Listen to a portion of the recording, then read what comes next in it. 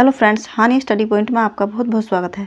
Friends, आज की इस क्लास में हम बिहार शिक्षक भर्ती 3.0 का 6 to 8 की हिंदी प्लस जीएस की आंसर की डिस्कस करेंगे।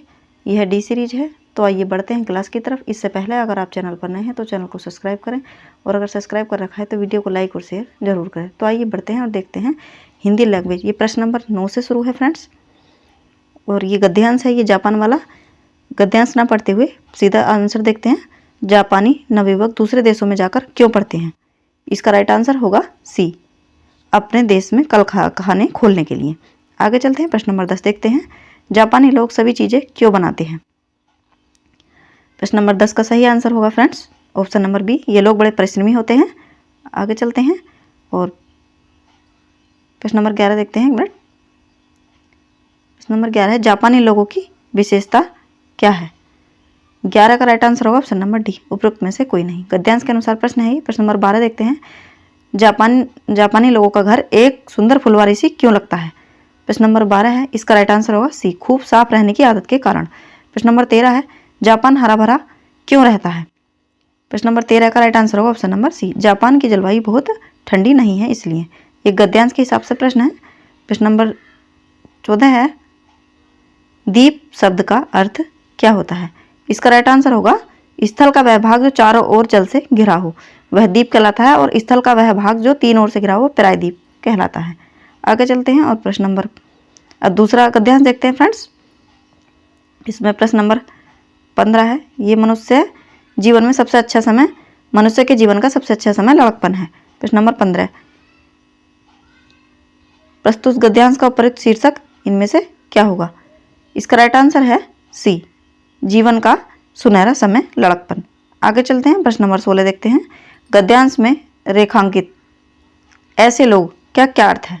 इसका राइट आंसर होगा, जो अपने माता पिता के त्याग और सेवा को भूलकर उन्हें दुख पहुंचाते हैं। आगे चलते हैं और प्रश्न नंबर 17 देख लेते हैं। मनुष्य को किसी प्रकार की चिंता कब होती है? 17 का सही आंसर होगा सी, लड़कपन में।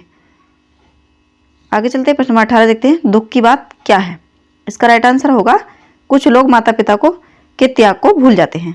आगे चलते हैं और प्रश्न नंबर 19 देख लेते हैं। मनुष्य के जीवन का सबसे अच्छा समय कौन सा होता है?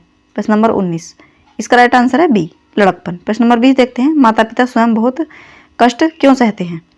20 का राइट आंसर होगा, अपनी संतान के सुख के लिए। आगे चलते हैं, प्रश्न नंबर 21 देखते हैं। ये व्याकरण से संबंधित प्रश्न है।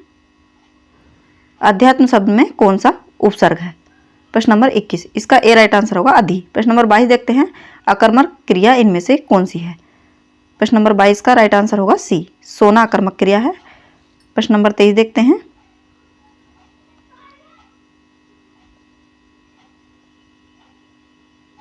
राम ने रोटी खाई, इस वाक्य में किस कारक चिन्ह का प्रयोग हुआ है? प्रश्न नंबर 23 का राइट आंसर होगा बी, कर्ता कारक। प्रश्न नंबर 24 है, गुणवाचक विशेषण इनमें से कौन सा है? 24 का राइट आंसर होगा ई, इनमें से कोई नहीं। प्रश्न नंबर 25 देखते हैं। अव्यय क्या है?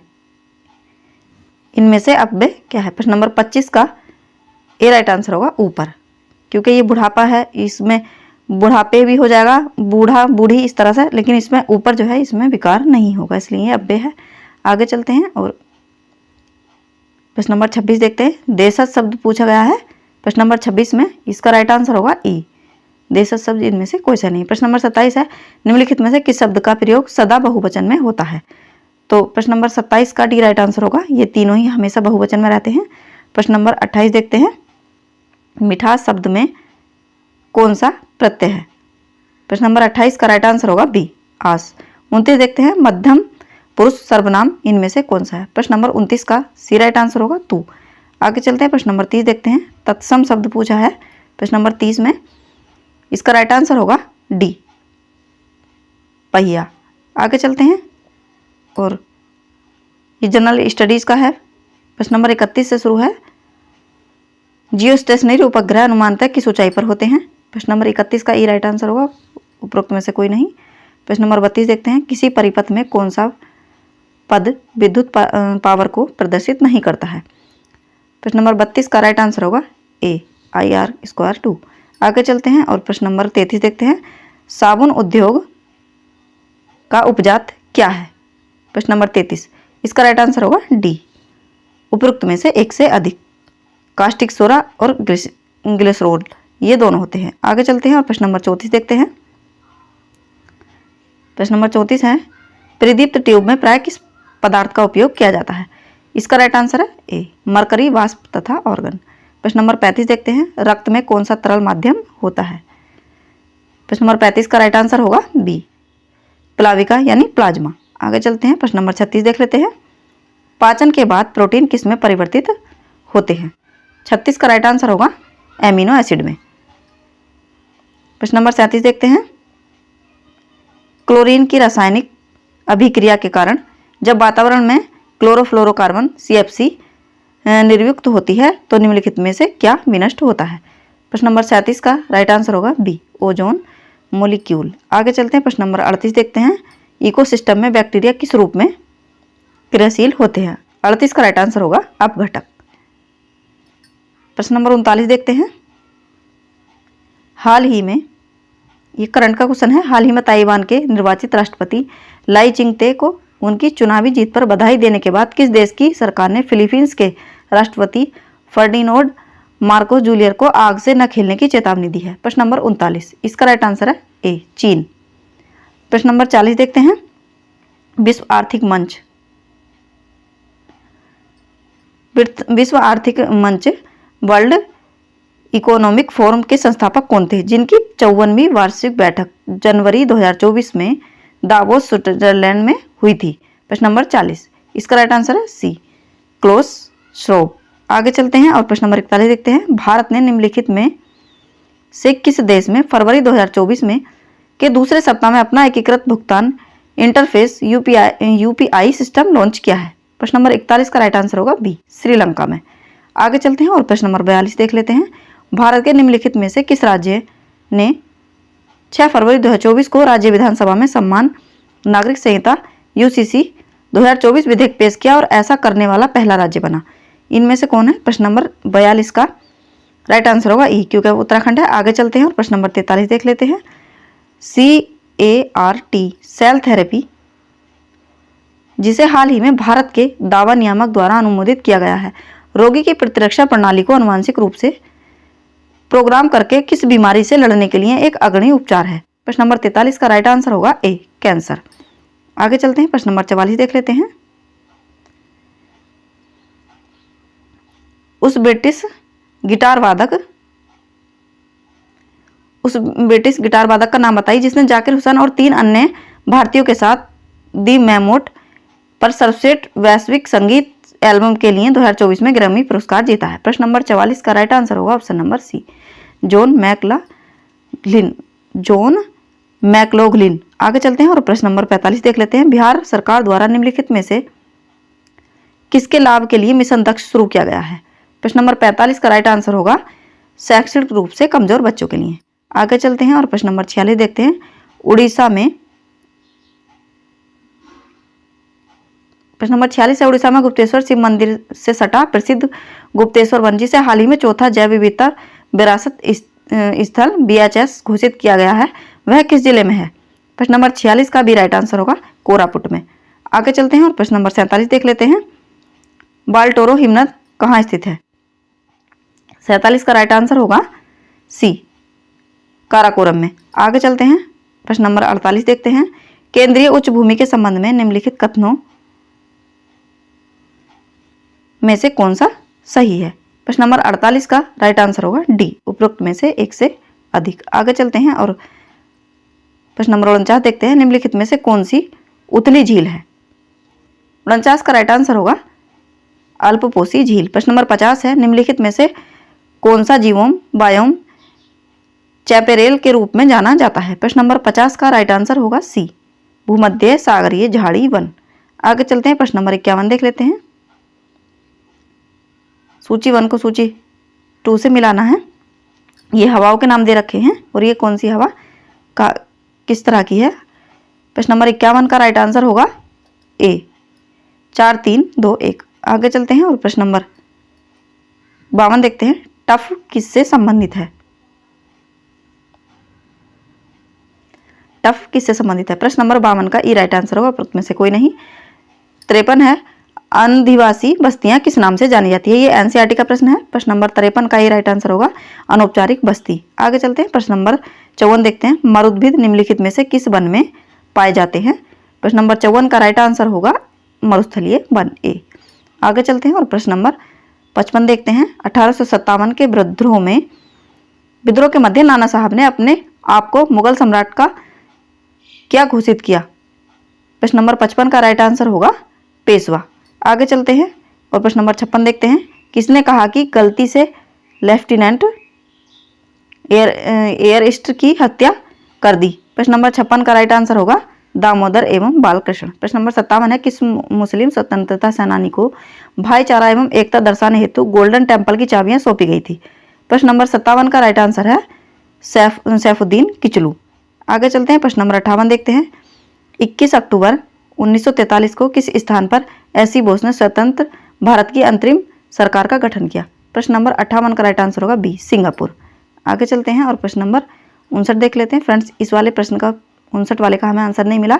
60 देखते हैं, दक्षिण अफ्रीका में महात्मा गांधी किस स्थान से कार्यकर्ताओं की मार्च यात्रा का नेतृत्व कर रहे थे? प्रश्न नंबर 60 का राइट आंसर होगा डरबन से ट्रांसवाल तक। प्रश्न नंबर 61 देखते हैं, 1859 के भारतीय उत्सव, प्रश्न नंबर 61 है, 1859 के भारतीय उत्प्रवास अधिनियम ने निर्धारित किया था कि, इसका राइट आंसर होगा बागान श्रमिकों को बिना अनुमति के चाय बागान छोड़ने की अनुमति नहीं थी। प्रश्न नंबर 62 देखते हैं, देहरादून में इंपीरियल फॉरेस्ट रिसर्च इंस्टीट्यूट की स्थापना किस वर्ष की गई थी? 62 का राइट आंसर होगा बी, 1906 में। आगे चलते हैं, प्रश्न नंबर 63 देखते हैं, ये मैथ का सवाल है। प्रश्न नंबर 63 है, इसका राइट आंसर होगा सी। आगे चलते हैं और प्रश्न नंबर 65 देखते हैं। प्रश्न नंबर 64 है, इसका ई राइट आंसर होगा। प्रश्न नंबर 65 देखते हैं, एक नियमित बहुभुज जिसके प्रत्येक बाह्य कोण की माप 45 अंश हो, उसकी भुजा की संख्या कितनी होगी? प्रश्न नंबर 65 का राइट आंसर होगा बी, 8। आगे चलते हैं और प्रश्न नंबर 66 देखते हैं, एक घनाकार बर्तन, ये वाला जो प्रश्न है प्रश्न नंबर 66, इसका राइट आंसर होगा सी, 6 सेंटीमीटर।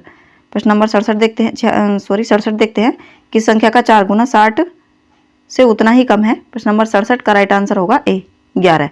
आगे चलते हैं और प्रश्न नंबर 68 देख लेते हैं, एक आयत की चौड़ाई उसकी लंबाई की 3/4 है। प्रश्न नंबर 68 का राइट आंसर होगा उपरोक्त में से कोई नहीं। प्रश्न नंबर 69 देख लेते हैं, एक बैग में 187 रुपये, 1 रुपये 50 पैसे और 10 पैसे, इस वाले में राइट आंसर होगा सी, 102, 136 और 170। प्रश्न नंबर 70 देखते हैं, यदि वृत्त की त्रिज्या 40% बढ़ा दी गई तो उसका क्षेत्रफल बढ़ जाएगा? 70 का राइट आंसर होगा सी, 96%। आगे चलते हैं और प्रश्न नंबर 71 देख लेते हैं, ये हिंदी यहाँ से स्टार्ट हो गई है। निम्नलिखित में से शुद्ध वाक्य का चयन कीजिए। प्रश्न नंबर 71 का राइट आंसर होगा सी, नदियों के पानी से सिंचाई की जाती है। प्रश्न नंबर 72 देखते हैं, निम्नलिखित मिश्रित वाक्यों को साधारण वाक्य में बदलिए। प्रश्न नंबर 72 का ए और ई, ये भी हो सकता है और ये भी हो सकता है, अब आयोग के ऊपर डिपेंड करता है। प्रश्न नंबर 73 देखते हैं, बादल घिर आए और बारिश होने लगी, रचना की दृष्टि से यह कौन सा वाक्य है? 73 का राइट आंसर होगा बी, संयुक्त वाक्य है। प्रश्न नंबर 74 देखते हैं, नक्कार खाने में तूती की आवाज, मुहावरे का क्या अभिप्राय है? प्रश्न नंबर 74 का बी राइट आंसर होगा, समर्थ व्यक्ति के सामने असमर्थ व्यक्ति का प्रभाव नहीं पड़ता। आगे चलते हैं, प्रश्न नंबर 75 देखते हैं, अविदा शब्द शक्ति के कितने भेद होते हैं? प्रश्न नंबर 75 का राइट आंसर होगा ई, उपरोक्त में से कोई नहीं। आगे चलते हैं और प्रश्न नंबर 76 देखते हैं, निम्नलिखित में से किस लक्षणा शब्द शक्ति का दूसरा नाम अजस्र स्वार्थी भी है? प्रश्न नंबर 76 का राइट आंसर होगा बी, उपादान लक्षणा। प्रश्न नंबर 77 देखते हैं, निम्नलिखित में से कौन सा पदबंध का भेद नहीं है? इसका राइट आंसर होगा 77 का सी, उपवाक्य पदबंध। आगे चलते हैं, प्रश्न नंबर 78 देखते हैं, आडंबर बहुत किंतु वास्तविकता कुछ नहीं के लिए सही लोकोक्ति क्या होगी? 78 का राइट आंसर होगा बी, ऊंची दुकान फीका पकवान। आगे चलते हैं और प्रश्न नंबर 79 देख लेते हैं, निम्नलिखित में से किसके अनुसार वाच्य बनता है? 69 का राइट आंसर होगा डी, उपरोक्त में से एक से अधिक, क्योंकि इन तीनों के कारण बनता है। आगे चलते हैं, प्रश्न नंबर 80 देखते हैं। जिस वाक्य में कर्ता की प्रधानता होती है, लिंग वचन प्राय कर्ता के अनुसार होते हैं, वह वाक्य क्या कहलाता है? 80 का राइट आंसर होगा कृतवाच्य। 81 देखते हैं, विद्यार्थी ने परिश्रम नहीं किया इसलिए वह अनुत्तीर्ण हो गया, यह वाक्य कैसा है? 81 का राइट आंसर होगा बी, संयुक्त। आगे चलते हैं और प्रश्न नंबर 82 देखते हैं। किलकत अरे में नेह निहारू, इन दांतों पे मोती वारूं। प्रश्न नंबर 82 में इन पंक्तियों में कौन सा रस है? इसमें रस पूछा गया है। प्रश्न नंबर 82 का ये राइट आंसर होगा वात्सल्य रस। प्रश्न नंबर 83 है, जो भाव मन में केवल अल्पकाल तक संचरण करके चले जाते हैं उन्हें क्या कहते हैं? तो 83 का ए राइट आंसर होगा संचारी भाव होते हैं वो। आगे चलते हैं और प्रश्न नंबर 84 देख लेते हैं। निम्नलिखित में भक्ति रस के प्रतिष्ठापक आचार्य कौन माने जाते हैं? 84 का राइट आंसर होगा सी, रूप गोस्वामी। प्रश्न नंबर 85 देखते हैं। बिनु पद चलूं, बिनु पुत चलई सुनई बिनु काना, कर बिनु करम करई विधि नाना, उपरोक्त में कौन सा अलंकार है? प्रश्न नंबर 85 का राइट आंसर होगा बी, विभावना। प्रश्न नंबर 86 देखते हैं। निम्नलिखित में से कौन सा अलंकार अर्था अलंकार नहीं है? 86 का राइट आंसर होगा बी, वक्रोक्ति। प्रश्न नंबर 87 है, अनुप्रास अलंकार के कितने भेद होते हैं? 87 का राइट आंसर होगा बी, 5 भेद होते हैं। आगे चलते हैं और प्रश्न नंबर 88 देखते हैं। कुंडलिया छंद किन दो छंदों से मिलकर बनता है? तो 88 का राइट आंसर होगा दोहा और रोला से। प्रश्न नंबर 89 देखते हैं। मात्रा की दृष्टि से दोहा छंद के ठीक विपरीत कौन सा होता है? 89 का राइट आंसर होगा सी, सोरठा। प्रश्न नंबर 90 है, निम्नलिखित में से कौन सा वर्णिक छंद है? इसका राइट आंसर होगा बी, मालिनी। प्रश्न नंबर 91 देखते हैं। गुरु के समीप रहकर शिक्षा ग्रहण करने वाला के लिए एक शब्द क्या होगा? तो 91 का राइट आंसर होगा अंतेवासी। प्रश्न नंबर 92 है, वाक्य में जिस शब्द का संबंध क्रिया से होता है उसे क्या कहते हैं? तो इसका राइट आंसर होगा कारक। आगे चलते हैं और प्रश्न नंबर 93 देख लेते हैं। निम्नलिखित शब्दों में से किस एक का अर्थ नौका है? ये 3 तरह से तरणी लिखा है, लेकिन इसमें पूछा है कि इनमें से कौन सी तरणी का अर्थ जो है वो नौका है। प्रश्न नंबर 93 का राइट आंसर होगा सी, ये वाला। आगे चलते हैं और प्रश्न नंबर 94 देखते हैं। अब्ज का क्या अर्थ होता है? 94 का राइट आंसर होगा बी, कमल और चंद्रमा। प्रश्न नंबर 95 देखते हैं। मंदिर और मंदिरा युग्म का उपयुक्त अर्थ वाला युग्म कौन सा है? प्रश्न नंबर 95 का राइट आंसर होगा बी, देवालय और अश्वशाला। आगे चलते हैं, प्रश्न नंबर 96 देखते हैं। कवि शब्द का स्त्रीलिंग रूप क्या होगा? 96 का राइट आंसर होगा कवयित्री। आगे चलते हैं, प्रश्न नंबर 97 देखते हैं। उच्चारण शब्द में कौन सा उपसर्ग है? तो इसमें उत उपसर्ग है।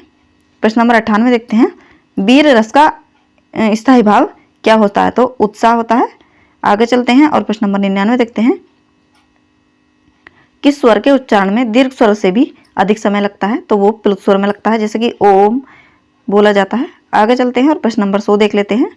निम्नलिखित में से कौन सा वर्तनी की दृष्टि से शुद्ध शब्द है? इसमें आशीर्वाद पूछा है, वर्तनी की दृष्टि से शुद्ध है।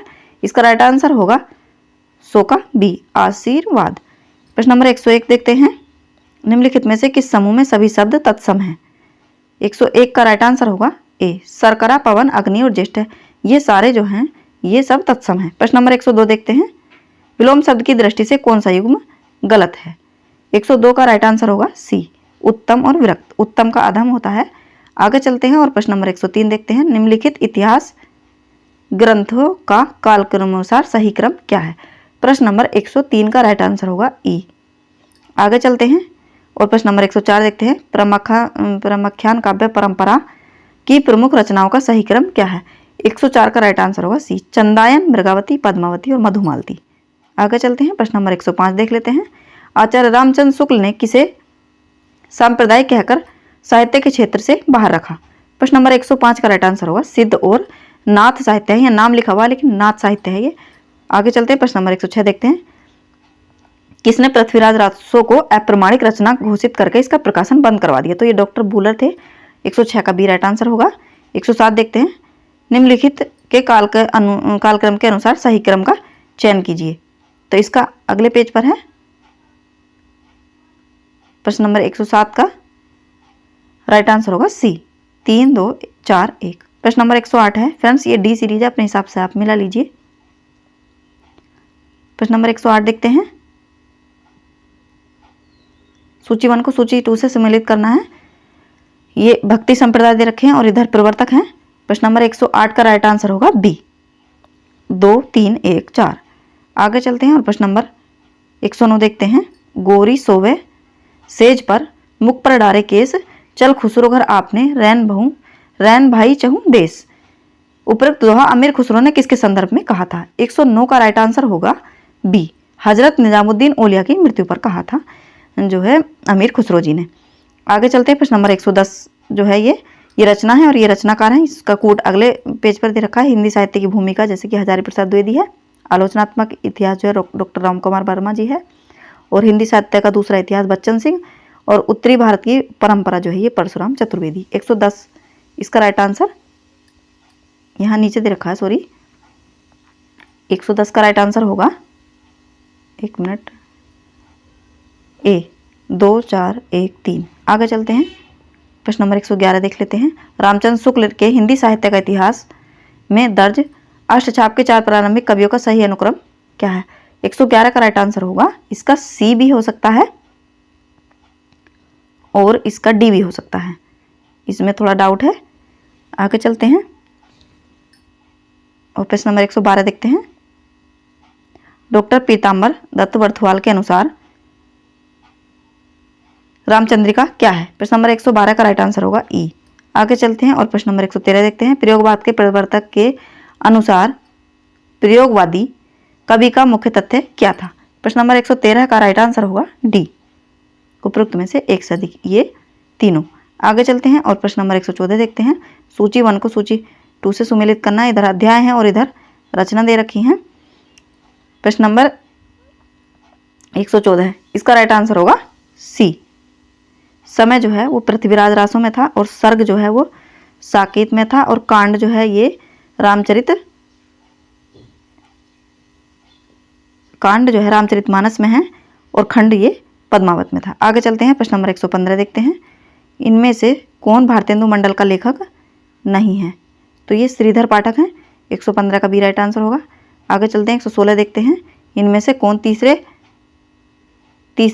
सप्तक का कवि नहीं है? तो इसका जो है ये 116 का ए राइट आंसर होगा। ये पहले जो सप्तक है तार सप्तक के हैं ये। आगे चलते हैं। प्रश्न नंबर 117 देखते हैं। आंचलिक उपन्यास और लेखक दे रखा है इसमें। 117 का राइट आंसर होगा ए। रतिनाथ की चाची जो है ये नागार्जुन, और प्रति परिकथा ये फरीश्वरनाथ रेणु, कब तक पुकारूं रांगे राघव, वो पानी के प्राचीर जो है ये रामदरथ मिश्र। आगे चलते हैं और प्रश्न नंबर यहाँ गद्यांश आ गया है फ्रेंड्स। ये प्रश्न इसे न देखते हुए प्रश्न नंबर 118 से देखते हैं। सुखी जीवन का मंत्र क्या है? प्रश्न नंबर 118 का राइट आंसर होगा सी, आसक्ति का त्याग। प्रश्न नंबर 119 देखते हैं। मनुष्य किसे सच्चा सुख मानने की भूल करता है? प्रश्न नंबर 119 का राइट आंसर होगा बी, भौतिक सुख। प्रश्न नंबर 120 है। आनंद की अनुभूति करने के लिए क्या आवश्यक है? 120 का राइट आंसर होगा संवेदनशीलता। आगे चलते हैं। 121 देखते हैं। जो भाव पराश्रित ना होकर स्वयं के अंतःकरण से जुड़ा हो उसे क्या कहते हैं? 121 का राइट आंसर होगा आनंद। आगे चलते हैं और प्रश्न नंबर 122 देख लेते हैं। संसार का प्रत्येक मनुष्य क्या चाहता है? 122 का राइट आंसर होगा बी, सुख। फिर ये गद्यांश आ गया। शिक्षा को वैज्ञानिक और प्राविधिक मूलाधार देकर इसके सीधे प्रश्न देख लेते हैं। प्रश्न नंबर 123 है। विज्ञानदत्त शिक्षा की सर्वाधिक महत्वपूर्ण देन क्या है? प्रश्न नंबर 123 का राइट आंसर होगा बी, जीवन का अपरिसीम भौतिक विकास। आगे चलते हैं। प्रश्न नंबर 124 देख लेते हैं। आज का मानव अपने व्यक्तित्व और अस्तित्व के प्रति इसलिए शंकालु है क्योंकि 124 का राइट आंसर होगा डी, उपरोक्त में से एक से अधिक। 125 नंबर है। आधुनिक मानव विकास को सर्वांगीण नहीं कहा जा सकता क्योंकि इसका राइट आंसर है साहित्य, धर्म, कला आदि मानव चेतना से निर्वासित है। 126 देख लेते हैं। मानव जीवन को भस्मासुर बनाने से कैसे रोका जा सकता है? 126 का राइट आंसर होगा नैतिक आध्यात्मिक मूल्यों को विकसित करके, ए राइट आंसर होगा। आगे चलते हैं। प्रश्न नंबर 127 देखते हैं। अणु विस्फोट को मानवतावादी की मर्यादा देना तभी संभव है जब व्यक्ति की, 127 का राइट आंसर होगा बी, क्षुद्रता को राष्ट्र की क्षुद्रता न बनने दिया जाए। गद्यांश नंबर 3 है आरंभ में मानवतावाद, ये वाला गद्यांश है। इसके सीधे प्रश्न देख लेते हैं। 128 है प्रश्न नंबर 128, मानवता के उदय का प्रेरणा स्रोत क्या था? 128 का राइट आंसर होगा सी, मानवता को शोषण और बंधन से मुक्त करना। 129 है राष्ट्रीयता का जन्म कैसे हुआ? 129 का राइट आंसर होगा बी, जब उदार मानवतावाद एक राष्ट्र की परिधि में सीमित हो गया। आगे चलते हैं, प्रश्न नंबर 130 देखते हैं। मनुष्यता की महिमा किन कारणों से विकृत हो उठी है? 130 का राइट आंसर होगा सी, संकुचित राष्ट्रीय भावना और परिमाणतः महायुद्ध। आगे चलते हैं और प्रश्न नंबर 131 देख लेते हैं। संकुचित राष्ट्रीय भावना का दुष्परिणाम क्या निकला? 131 का राइट आंसर होगा ए, राष्ट्रीयता ने मानवता की भावना को कुचल दिया। प्रश्न नंबर 132 देखते हैं, उपरोक्त गद्यांश का शीर्षक बताइए। 132 का राइट आंसर होगा सी, मानवतावादी राष्ट्रीय भावना। गद्यांश नंबर 4 है राष्ट्र के सर्वांगीण विकास के लिए। इसके प्रश्न देख लेते हैं। प्रश्न नंबर 133 से शुरू है ये। चरित्र निर्माण की क्यों आवश्यकता है? 133 का राइट आंसर होगा ए, राष्ट्र के सर्वांगीण विकास के लिए। 134 नंबर है इसका उन्नत राष्ट्र के लिए विकास का प्रथम सोपान क्या है? 134 का राइट आंसर होगा सी, भ्रष्टाचार के प्रति निषेधात्मक वातावरण। आगे चलते हैं और प्रश्न नंबर 135 देखते हैं, जनतंत्र के लिए क्या लाभकारी हो सकता है? 135 का राइट आंसर होगा बी, उत्तम चरित्रवान व्यक्ति। प्रश्न नंबर 136 है अप्रगतिशील रूप में किसका मजाक उड़ाया जाता है? प्रश्न नंबर 136 का राइट आंसर होगा बी, जो भारतीय संस्कृति में जीवन बिताता है। आगे चलते हैं, प्रश्न नंबर 137 देखते हैं, भारतीयता के प्रति हीन भावना का क्या कारण है? 137 का राइट आंसर होगा ए, लॉर्ड मैकाले की शिक्षा पद्धति। प्रश्न नंबर 138 देखते हैं। प्रश्न नंबर 138 गद्यांश नंबर 5 से है, श्रद्धा एक सामाजिक भाव है। श्रद्धा और भाव ये आचार्य रामचंद्र शुक्ल जी का निबंध है, इससे प्रश्न पूछे गए हैं। प्रश्न नंबर 138 है,